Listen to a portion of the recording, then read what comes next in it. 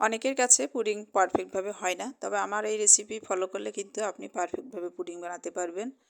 Hello বন্ধুরা, আসসালামু আলাইকুম। কেমন আছেন সবাই? আশা করি সবাই অনেক অনেক ভালো আছেন। যারা আমার চ্যানেলটি দেখছেন প্রথম, তাদেরকে আমার চ্যানেলটি সাবস্ক্রাইব করার অনুরোধ রইল।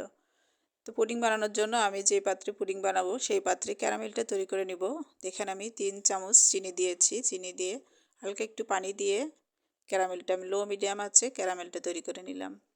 ক্যারামেলটা একটা সাইডে সেট হওয়ার জন্য রেখে দিলাম। তারপর আমি নিয়ে নিলাম আর একটা পাত্র। এখানে 3টা ডিম নিয়ে নিয়েছি। আজকে আমি 3টা ডিম দিয়েই পুডিং বানাবো। এখানে 1/4 কাপ চিনি দিলাম আর দিলাম 1 চিমটি লবণ। স্বাদের ব্যালেন্স আনার জন্য লবণটা দিয়েছি। যারা মিষ্টিতে লবণ খেতে পছন্দ না করেন তারা স্কিপ করতে পারেন। এখানে আমি ভ্যানিলা এসেন্স দিয়েছি অল্প একটু, ওটা স্কিপ হয়ে গেছে। এই পর্যায়ে ডিমটাকে ভালো করে ফেটিয়ে নিতে হবে চিনির সাথে। চিনিটা যতক্ষণ না গলবে ততক্ষণ ফেটাতে হবে। এখানে ফোম করার দরকার নাই, যেহেতু পুডিংয়ে ফোমের কোনো প্রয়োজন হবে না।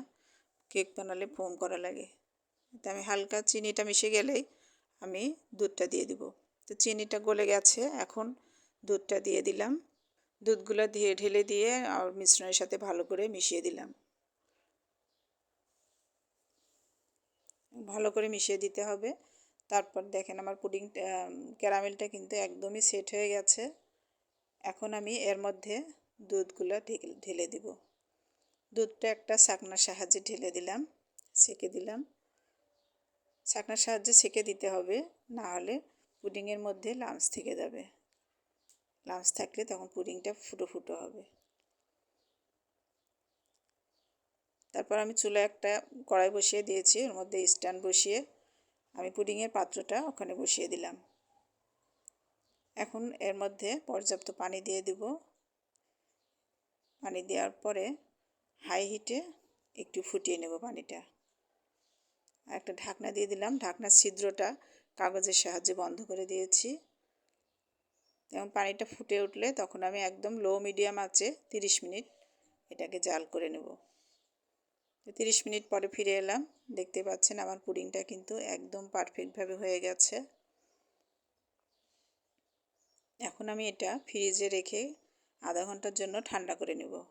আধা ঘন্টা পরে আমি ফ্রিজ থেকে বের করে সাইড দিয়ে একটা চাকু দিয়ে একটু ছাড়িয়ে নিলাম। তারপরে মোল্ড আউট করে নেব।